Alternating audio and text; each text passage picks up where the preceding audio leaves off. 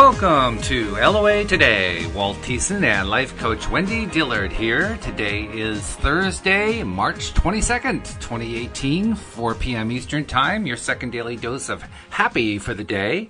And Wendy, I am happy to report that all of my efforts to keep the snow at bay worked brilliantly. We got no more than a tiny dusting on the windshield after a prediction of 10 to 14 inches yesterday. Oh, my gosh, that is so amazing. And, you know, I have to tell you, because you were so positive in believing that it was going to be a non-big deal for you, I totally put out of my head what could happen in other parts of our country. Oh, yeah. And so my boss last night was supposed to travel somewhere around noon, and then he was going to have to go from Philadelphia to L.A., and eventually land in Mexico City. Wow. And because of all the snow stuff, things started moving around, and he sat at the airport for 9 hours. Ouch. While they kept trying to rearrange it. He had 3 flights canceled. And the third one, you'll love this, the reason the third one was canceled is because there was no pilot. The pilot couldn't get there. Oh, dear. Oh, that's terrible. I mean, it's not funny at all when you're there.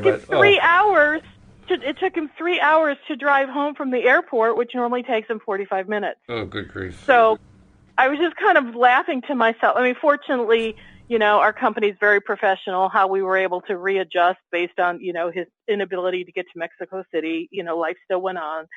But that's how much I believed in what you were saying yesterday. And I just wrote it off like, oh, well, Walt's taking care of the weather situation. And so there's no bad weather. Don't have to worry about it. Little did I realize you don't live in Philadelphia. No, this is true. I was working on Northern Connecticut. That's all I was concerned about. And both New Jersey and New York got dumped on. They got hammered. It was really wild, though, because if you remember yesterday afternoon, I was telling you that the forecast kept getting shrunk and shrunk and shrunk until it was down to only like 2 to 4 inches. And I was saying even that's not small enough. It's got to get way down below that, which it did. But the final result of it was they reported that a mysterious high-pressure air mass had appeared about 5,000 feet above the ground right above Connecticut. And that snow, which normally would have come through Connecticut, because that's the way the nor'easters tend to go, just kind of dissipated. Don't you love knowing that your name was called Mysterious? Yes, right. Yep, Mr. Mysterious caused this thing to happen, but we don't know who did it, but it did happen. I'm not sure if it was a good idea for me to volunteer on the podcast that I was the one who did it. I mean, I may have enemies that I don't even know about. It's quite possible. Well, and, you know, here's the fun thing. You know, when you think in terms of law of attraction and how we're all deliberate creating on a constant level, those who don't like what you created, let them be the catalyst. Let that be the catalyst for them to want to figure out how they, too, can deliberately create. That's right, yeah. Well, I'm hoping they become listeners so that we can teach them, because I'd like everybody to do it. Can you imagine everybody, you know, applying the best possible thoughts to the weather? We have, like, gorgeous weather everywhere on Earth. That would be wonderful. Well, and I will say, you know, I'm going to play devil's advocate. What is gorgeous weather to one person is not gorgeous to another. Well, yeah. I mean, if you live in Mount Snow, Vermont, you're not looking for sunshine and white clouds and blue sky. You're looking for snow. Well, and I live in Texas, one of the hottest places in the country on a consistent basis, and I hate the heat.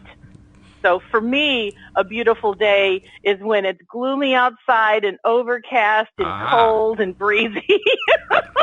So we all have different images based on where we live. That's right. And yes, that's fine. That's perfectly good. Now, the other good news is that I got in a nice chunk of time today doing editing on the book, and I am now 85% of the way done. So I'm making really good progress there. Yeah. Yeah, so I'm pleased. I actually feel like we have a chance of getting this thing done soon. And after the various hurdles I had to go through over the last month, I am really glad of that. So, yeah, good things going on. Well, how about, you know? I never, ever once had a doubt that this book was going to get done in record time. Even though it's not within the timelines that you originally laid out, your timeline was so aggressive, in my opinion, that even where you are today in the process is absolutely amazing. Absolutely amazing. It's true. It's true. The book that I was a part of, where I was a co-author, and I, talked about it like my second week of the show. Right. That was a book that I had been approached about. Hey, would you like to be an author? I said yes. And my deadline to finish my chapter was, I believe, the end of October 2016. And then they pushed it to the end of November. And they said, because we're going to get this, puppy published by December. And that didn't happen. By January, that didn't happen. By February, that didn't happen. And then I stopped asking.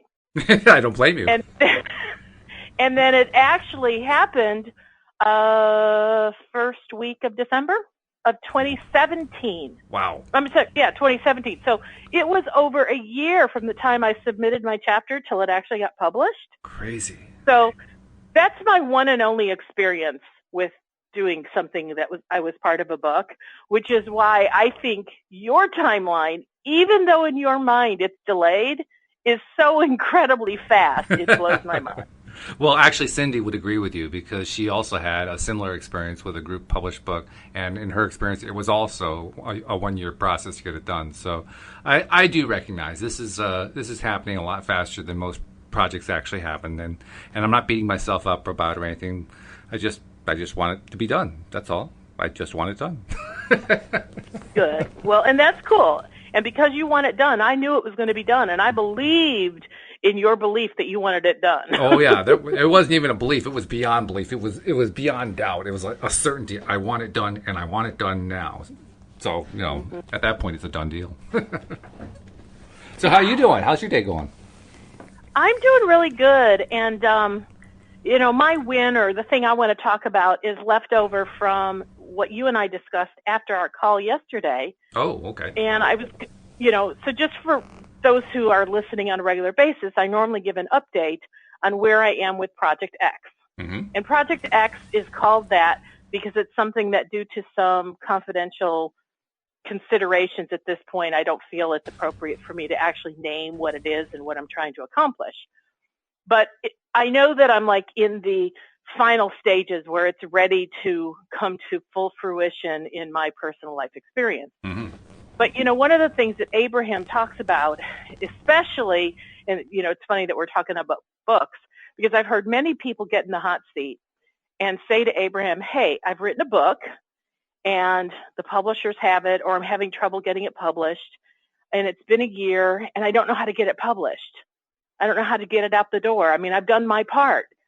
And Abraham says, start writing another book, which kind of seems contradictory to people, but the first one hasn't been done.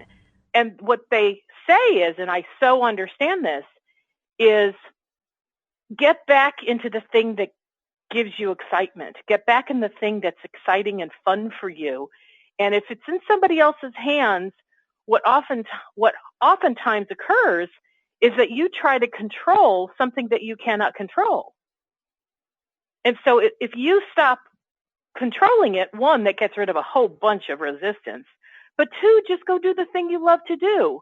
And chances are, while you're writing your next book, all of a sudden all the pieces will come into place for the current book to be published. Well, with that idea in mind, so here I am kind of not needing my Project X to be published, because that's not the nature of it, but I'm in the final stages of getting Project X to actually manifest. I felt like what I was being guided to do was, instead of just sitting on my thumbs going, it's driving me crazy because I want to do something, but there's nothing for me at this time to do, mm-hmm. I was being guided, work on your next book. Except I'm not writing a book. Instead, Right. It's work on your next project. Which yeah. I've called Project B, which represents Project Body, mm-hmm. because I have a desire to have my body be different than what it is. Okay, good. And so I had shared the other day that it was feeling really sludgy-like, and you were saying like molasses. Molasses, like, yeah. yes. Oh my God, it's like I'm trying so hard to even focus on what it is I truly desire with Project Body. I mean, I know I want to feel good, but it's just like there's so much resistance in this one, because I've been desiring this one for 40 plus years. Whoa. I have a lot of resistance on the trail. Can you imagine? Yeah. And within Project Body, I know more about food and calories and carbohydrates and fats and lipids and glycogens and, insulin levels. I know way too much. Way, way, way too much. And anybody who's ever been overweight probably knows just as much of the way too much as I do. Probably, yeah. And so, I have in the past lived within the confines of food rules. And if it wasn't food rules, it was within the confines of exercise and movement rules.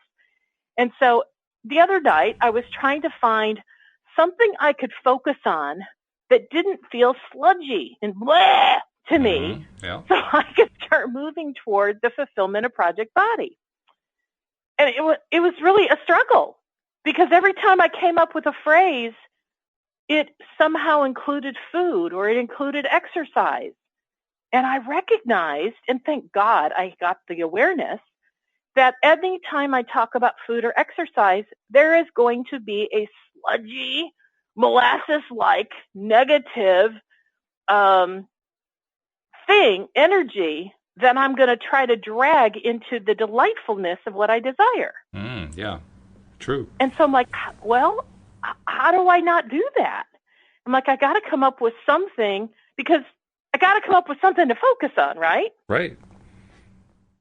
And so I was thinking and nothing was coming. Well, you and I were talking after the show yesterday, and I was kind of expanding on Project Body just a little bit. And all of a sudden you were talking, and I honestly don't know if it's because of something you said or in spite of something you said, a phrase flashed through my head. And while you were talking, I ran and grabbed a little Post-it note and wrote it down, and I've now stuck it on my wall with my other ones. And I told it to you. And I said, I love this. It's a good happy one, too. Body, Happy Life. Yeah, it was a really good one. Happy Body, Happy Life. And that felt so light. It felt so good to me. And it didn't feel like it had any of the sludge connected to it. No, not at all.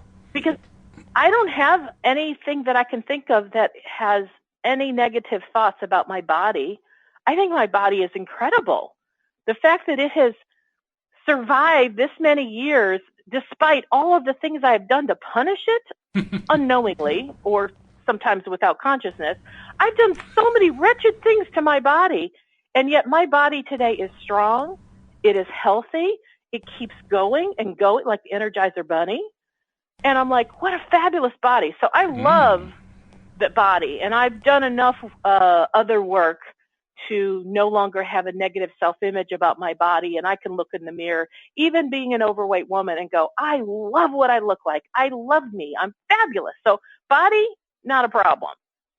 So Happy Body, Happy Life is just such a wonderful affirmation for me. And of course, we all know I like the word happy. Our show is all about getting your daily dose of happy. That's right. Yeah, absolutely it is. I have plaques and framed pictures all over my house that have the word happy or happiness in them. So Happy Body, Happy Life. That feels so awesome to me. And the nice thing is, I didn't try to wordsmith that. I let myself receive that. Because you and I were just in a conversation yesterday. I wasn't trying to figure out an affirmation while you and I were talking. No, but it dropped into my thoughts. And I'm like, got to capture that immediately. Couldn't even say, Walt, put that on pause. I just let you keep talking, and I went and grabbed my pen and Post-it note and wrote it down. And then I told it to you when you took a breath. That's right. Yes, I remember. It's true. So I guess right now I'm probably going to start continuing to talk about Project X as I'm introducing Project B as in Project Body. And I got to tell you, this feels really good.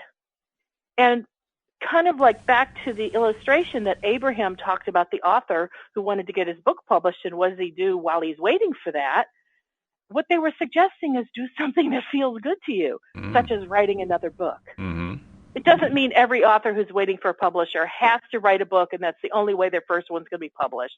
That's not what they were saying. But they said, you're an author and you love to write. And he's like, absolutely.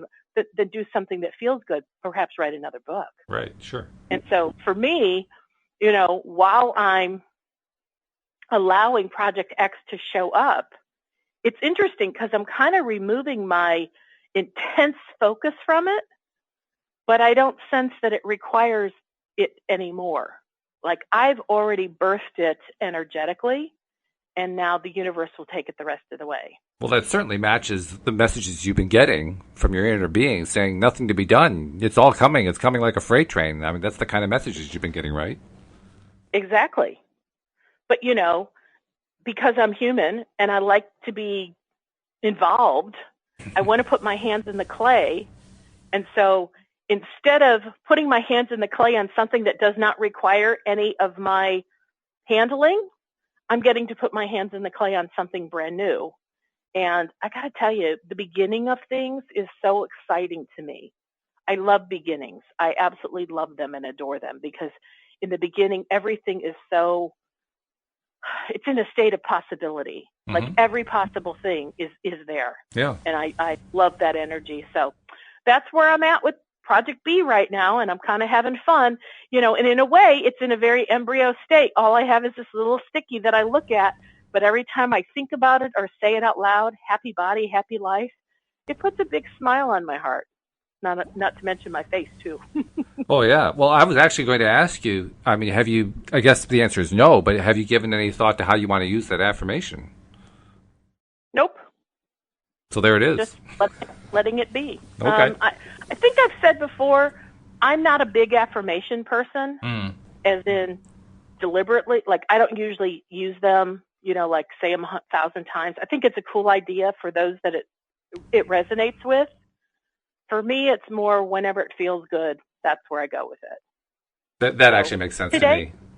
Yeah, today I probably repeated happy body, happy life maybe 10 or 15 times when I was walking from my bedroom into my office. Mm-hmm. And that's like, because I woke up and that was what I saw. And then I kind of repeated it, and it kind of gave me a bounce in my step, and then it was time to work. I have this feeling that it's going to end up on a sign in your house somewhere. Could be. I wouldn't be surprised, because you want to have it nice and big, right, where you can see it. And who knows, I may find something that's ready-made that says exactly that, because now that that's my focus, things will show up into my experience. Like, for example, when I decided that I wanted to start focusing on being happy, all of a sudden, everywhere I went, I found a plaque or a framed picture that had the word happy or happiness in it. Mm-hmm. And so I started buying them, and so they're all over my house now. All right. And now it wouldn't surprise me if something that has to do with happy body, happy life doesn't start showing up in my experience. Oh, yeah. Yeah, because you've got a lot of energy behind it, so it's bound to show up in some way. It's just a question of what that way is going to be. Could show up on a billboard. It could be on a magnetic plaque on the side of somebody's car. They could be selling supplements. Who knows? Who knows? It could be anything. Yeah, you have to pay attention. Keep your eyes peeled. Yeah. Mm-hmm. But, by the way, the whole thing about how you've been checking with your inner being, and your inner being keeps saying, everything's fine with Project X, just relax, it's coming, it's rolling in there, it's coming in like a freight train, it's just moving right along. Ties in perfectly, as usual, with our topic, because we're on the section entitled, My Inner Being is Communicating with Me. I mean, how much more accurate do you want? Love it.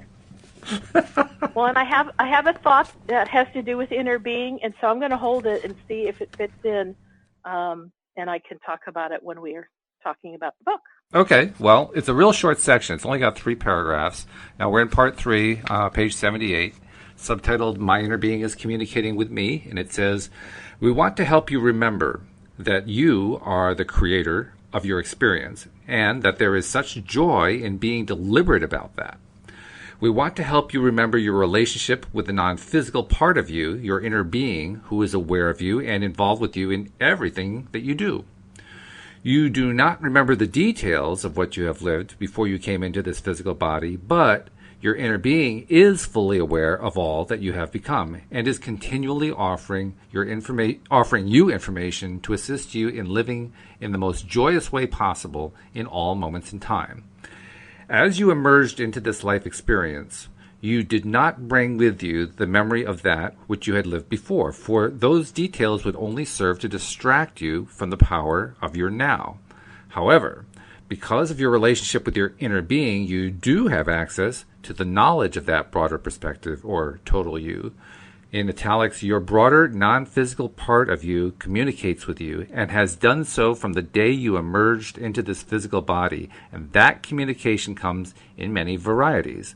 But all of you are receiving the basic communication that comes forth in the form of your emotion. So how does that match up to your thought? Well, first of all, I want to say I really like that last sentence, but all of you are receiving the basic communication that comes forth in the form of your emotion. Yes. And the reason I specifically like that is because yesterday, that's what you were talking about, how you were recognizing that you were receiving messages from your inner being because you were recognizing how you felt. Yeah. Oh, yeah. That was the big revelation for me very recently that, emotions are messages from my inner being. Thank goodness. I thought it was getting silenced. Yeah. And so in a way, Abraham has kind of said there's two different types of communication you receive from your inner being. One is directly through your emotions. And I will say your emotions kind of give you a more, generic's not the word, a broader message.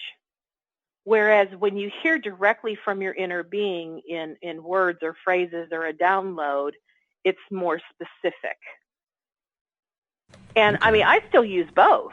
There's no doubt that it's not like I throw out my feelings just because, I kind of have direct communication with my inner being much of the time. But I really like that they say, hey, here's two different kinds of ways that we communicate with you. Now, that is very cool. It is. Now, how did you first develop? I mean, were you able to communicate with your inner being from the very beginning beyond emotions, or did you have to develop that? And if so, how? Well, one of the things I've shared before is through my Christian upbringing. I grew up in a type of Christianity that some might call evangelical. Mm-hmm. For me, it was considered charismatic Christianity. Mm-hmm. That was kind of the title or the name of it. And it was very common. One of the things that made our, quote, branch of Christianity a little bit unique to Catholicism or Protestant or Lutheran, Methodist, etc., is that they talked about the gifts of the Spirit a lot. And there were multiple gifts of the Spirit, but one of them was called the word of prophecy. You could speak prophetic words. You got downloads from God, and you would speak it forth to the church or to an individual or whatever way it came. And I grew up around that probably since the time I was 10, 11, 12. That was kind of my introduction to what charismatic Christianity was. And so to me, I grew up where that was just normal. And so I was around people who would get gifts, the gift of speaking a prophetic message quite often. My mother, she spoke on behalf of God tons of times. She would get many messages from God. So I kind of grew up around that. And so what I was saying the other day on the show is that I so desired to do that too, but I kind of did it underground because I didn't tell anybody what I wanted to do. I didn't say to anybody who was doing it, how do you do that? I never even asked my mother. Really? How do you know when you get a word from God? Yeah, can you believe that? I never even asked her. That's interesting. It was just such a part of my mother that it never dawned on me to ask her. Just like, she had blonde hair. It never dawned on me to say, hey, you have dark roots. How do you get your hair blonde? I knew she went to the beauty shop and she'd get her hair colored. Just didn't ever think to ask that question. But where I say I kind of went underground is because I was testing it out. I remember being in church.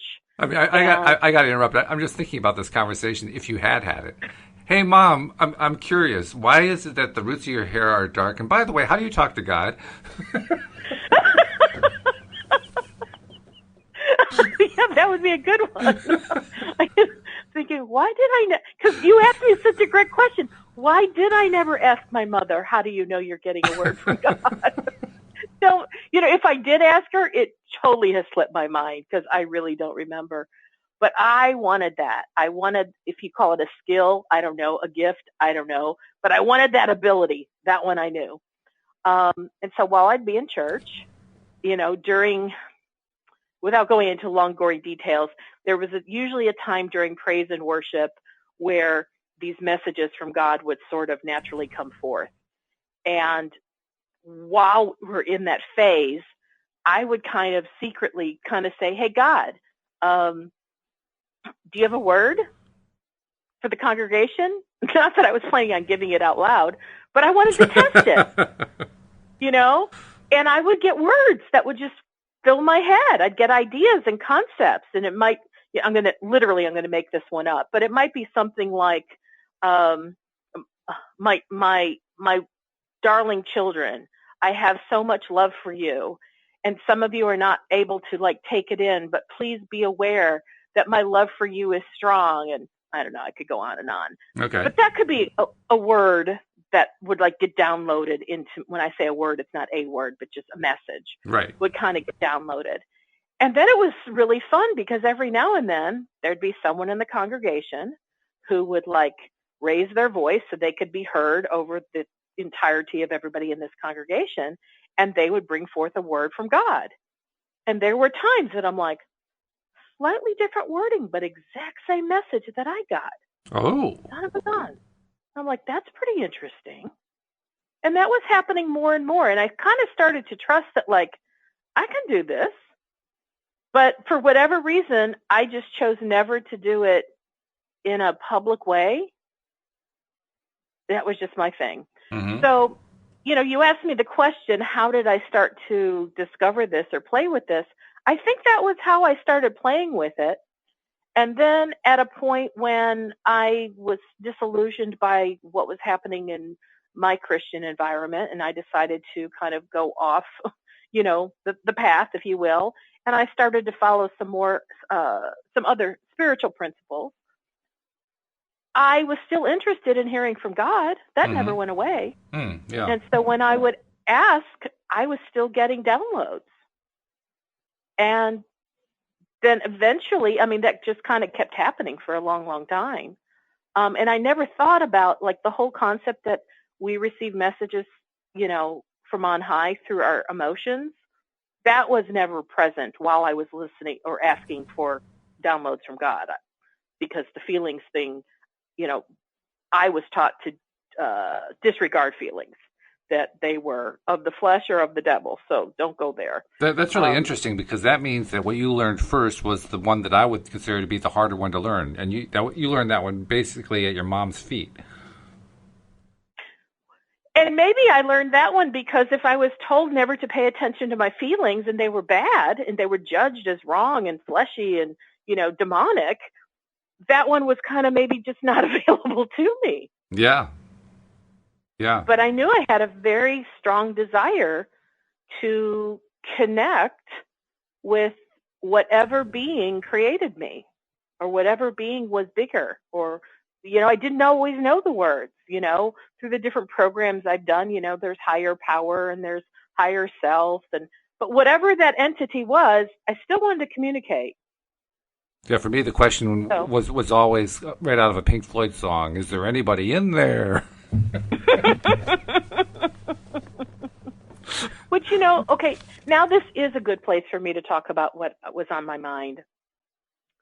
So I know on a couple shows I've talked about how I've had such a desire to have what I'll call a more personal relationship with my inner being, because my inner being has normally felt sort of disconnected from me, even though I hear others refer to it as the small g God within us.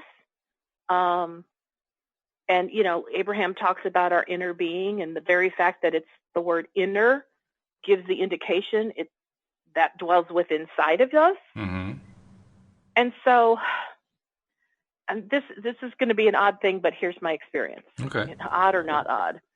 So when I was feeling disillusioned from the Christianity that I was living in, I knew I was getting ready to make an abrupt change and stop going to church and which eventually caused me to stop using Christian terminology and, stop doing all the things that was a part of my normal everyday life. Mm-hmm. And I was going to pursue a path, but I knew I wasn't giving up on the concept of God. That was like the only part I took with me, because I specifically said out loud on the day that I made this choice. I can't tell you, I don't have it in my diary as to when it happened, but the incident stands out so big in my experience. And I said to God, what I've grown up with in this Christian church doesn't feel good to me anymore. But I really believe in you. And I really believe, based on this one Christian thing that I did learn, which is that all truth was written on the tablets of my heart. And I said, I'm taking that one, and I'm hoping you can bring it to the bank with me. And so I'm going to trust that if you are real, you will begin to enlighten me in whatever way you can get through to me, not only your validity and how real you are, but how I'm making a choice that is working for me. So I believed in God, but wasn't so sure at that point. I mean, I pretty much was, but not 100%. Basically, it was a test. You were putting a test out. Kind of, because all I knew was the way I was living under the belief system I was living in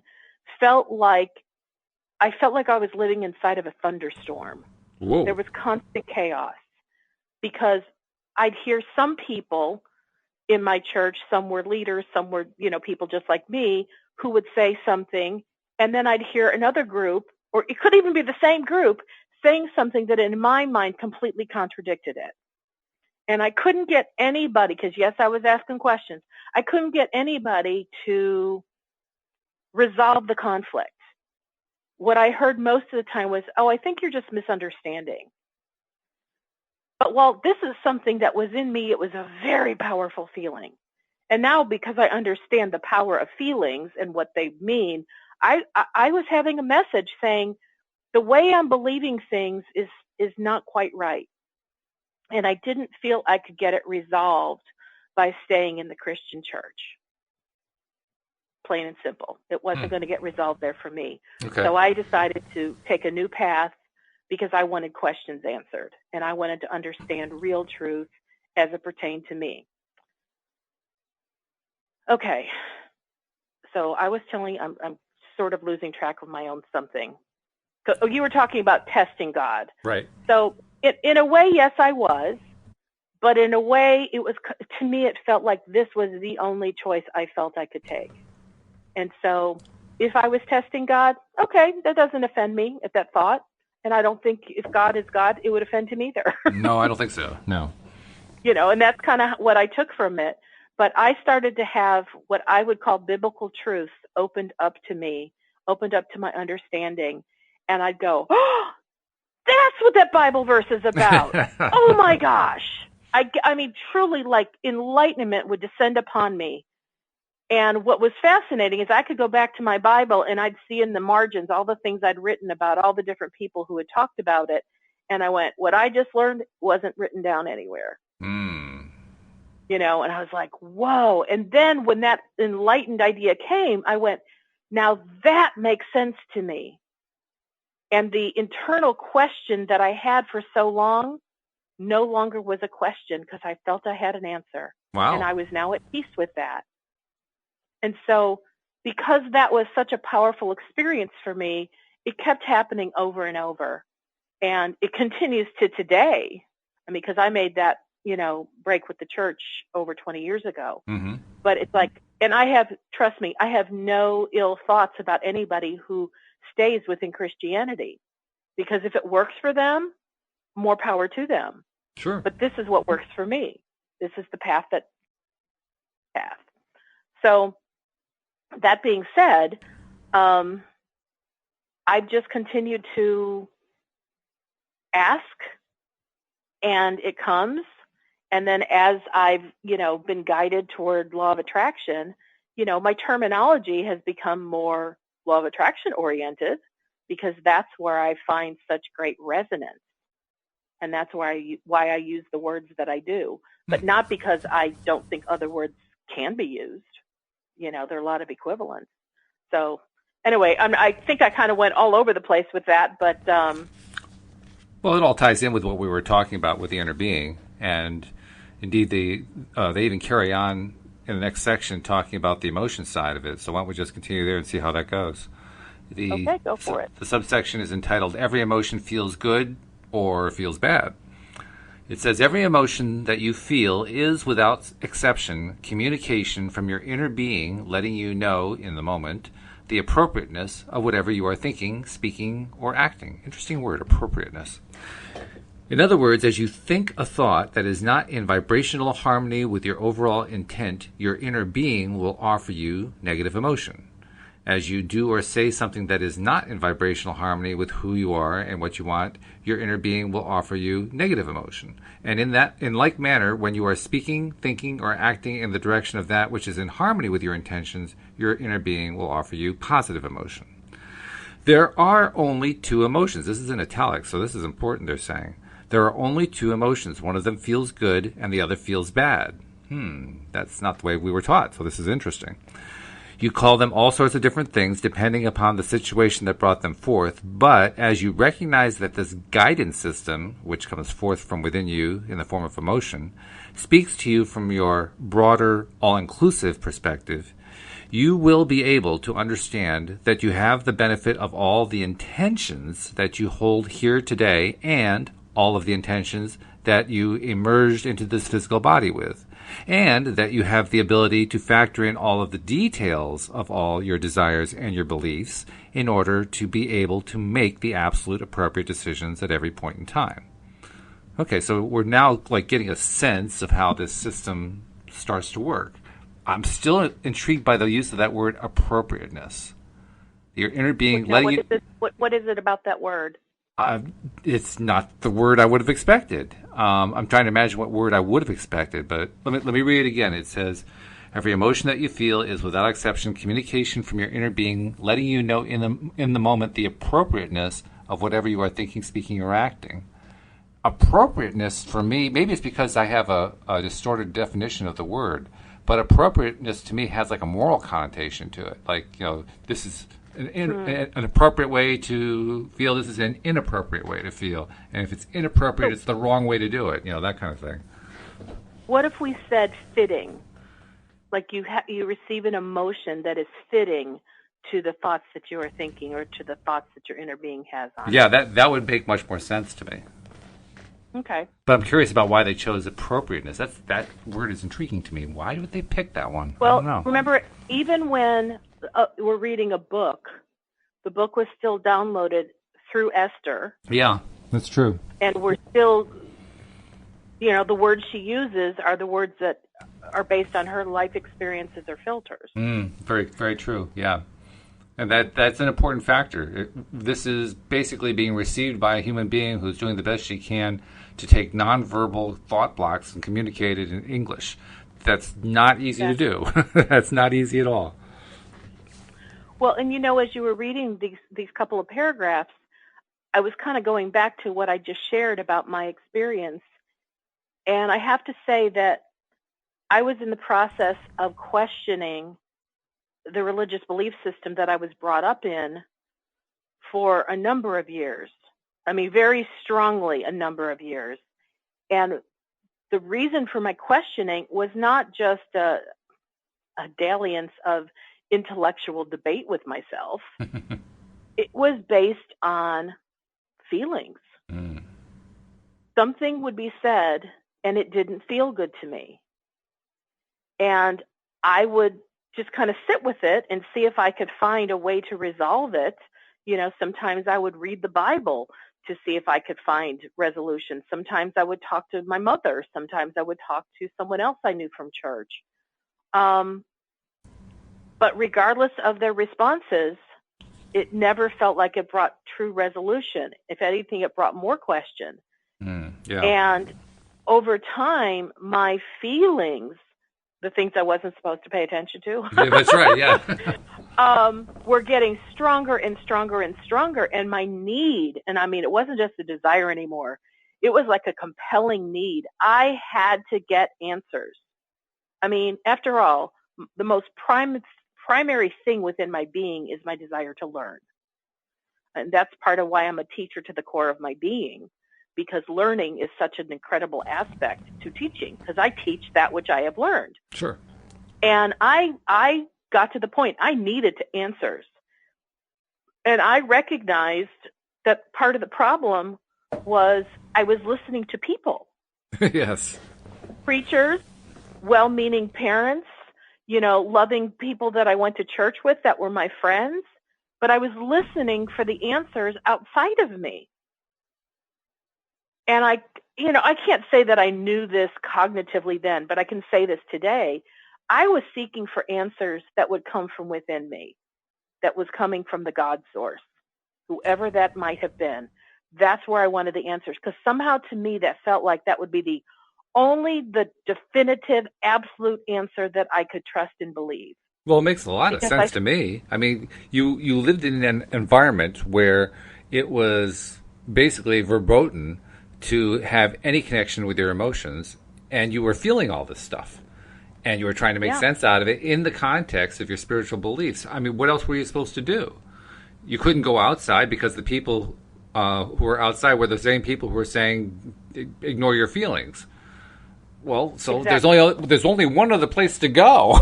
There really is no other option at that point.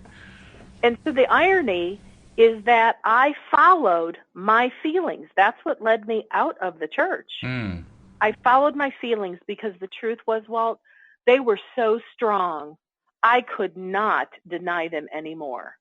Because I truly remember saying to a very dear friend of mine, I said, if I don't pursue this question and do what I think I'm about to do, which is exit the church and look for answers outside of the church, I feel like I will die, emotionally die. Wow. Because I feel like I have been squelched to the point of threshold, and I can't take it anymore.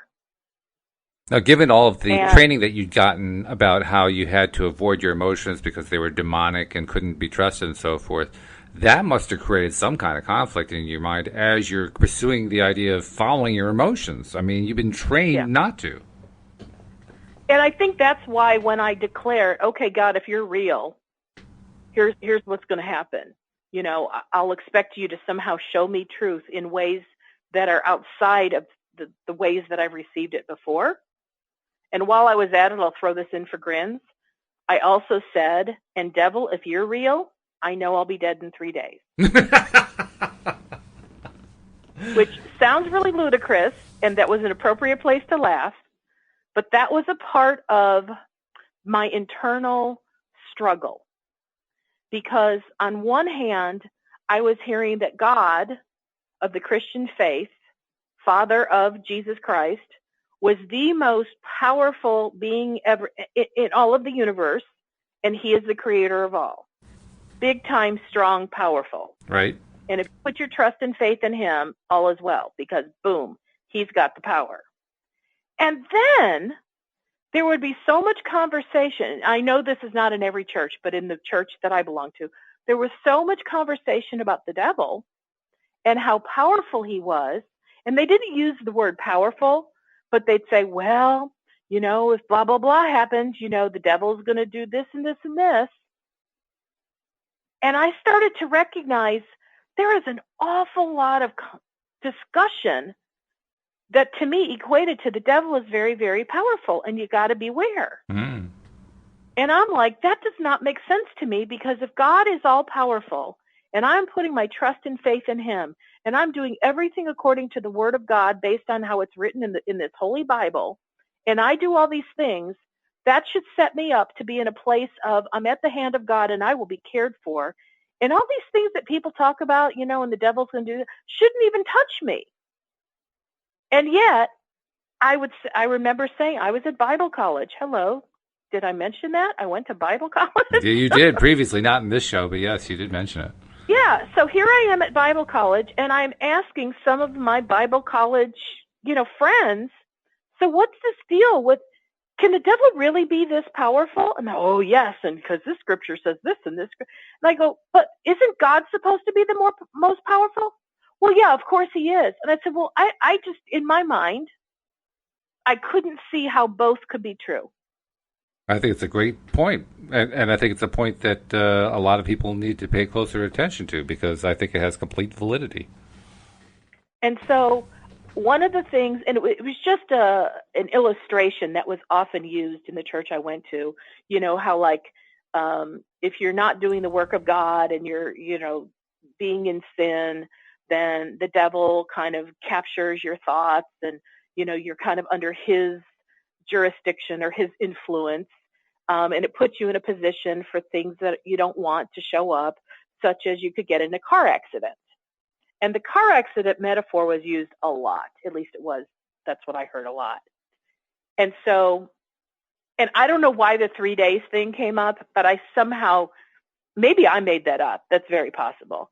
But I had somehow come to the conclusion that if I am not doing the work of God and not in a church and reading the Bible and following Holy Scripture the way it was taught to me, then I was fodder for the devil.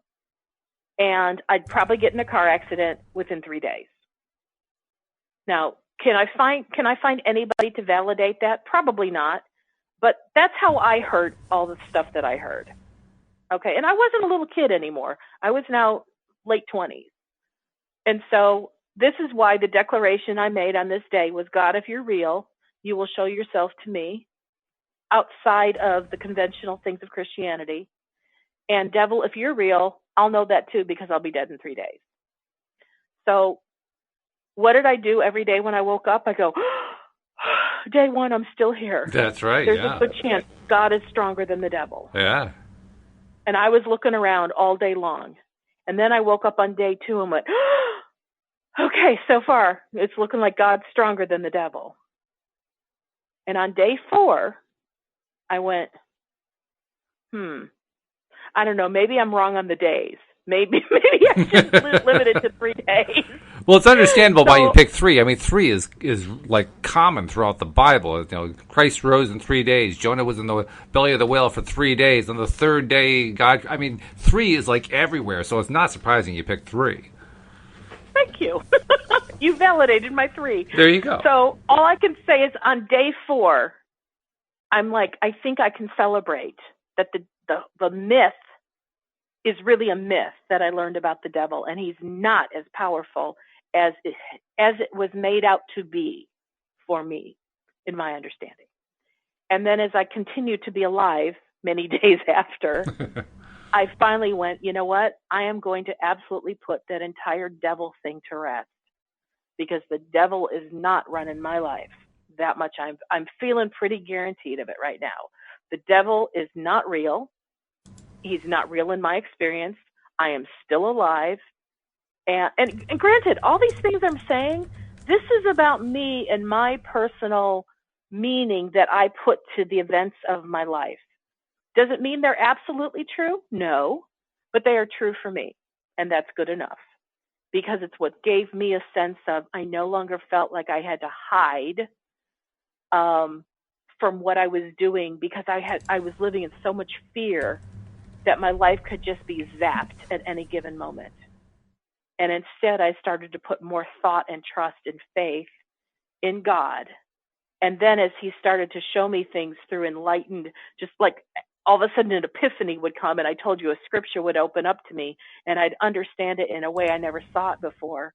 To me, that strengthened my resolve that God is powerful and the devil doesn't exist to me. And if he does exist, he's not existing to me because I'm holding on to the fact that God is more powerful. And I wanted to stop living in fear. That's the key word right there. You just nailed it. Because that's what it's all about. It's all about living in fear. Yeah.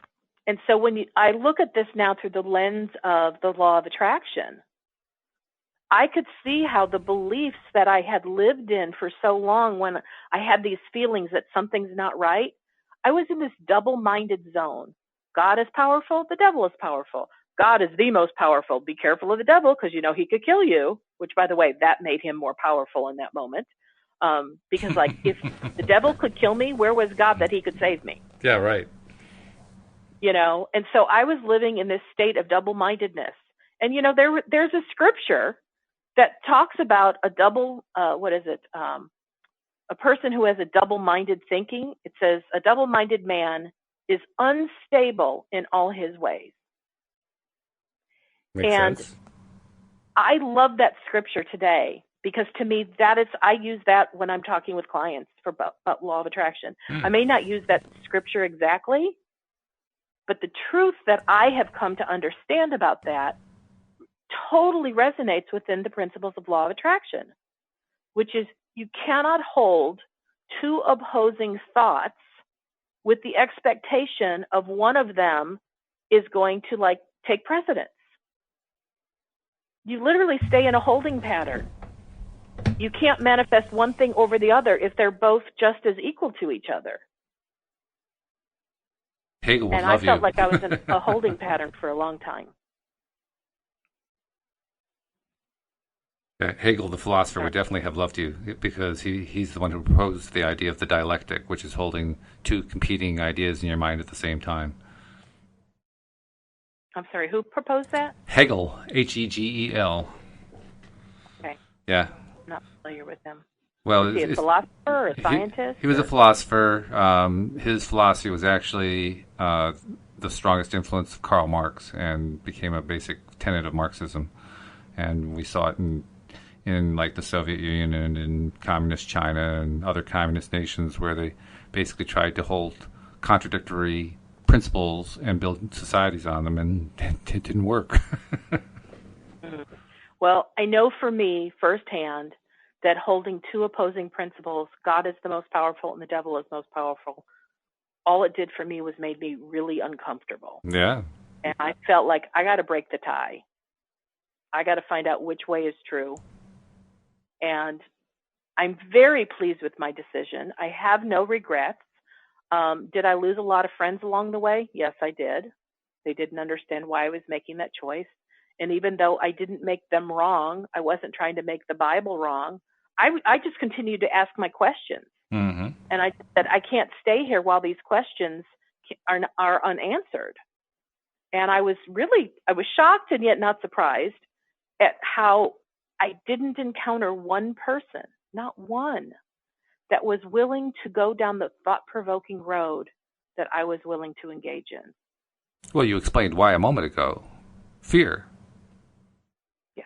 That's why. I mean, when you're in a state of fear, you don't want to test any boundaries. The boundaries are your safety. And it doesn't matter whether the boundaries don't make any sense. You don't care about that.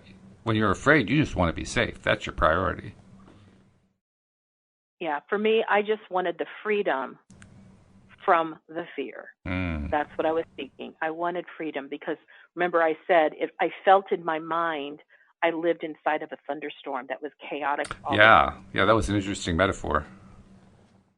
Well, and if you think about like when there is some big storm lurking, like I know in my area, we have those like tornado, because we're in Tornado Alley. So like we have tornado warning sirens that go off whenever we're in a tornado watch state.